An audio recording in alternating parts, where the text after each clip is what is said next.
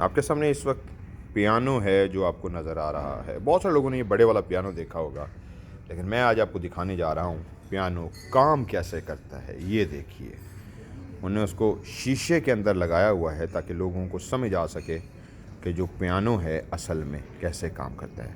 ये मैं आपको करीब करके दिखाता हूँ। ये देखिए, इसकी ये बड़ी बड़ी तारें हैं, इस तरह ये तारें लगी होती हैं उसकी। और ये देखिए, मैं दूर से आपको दिखाता हूँ।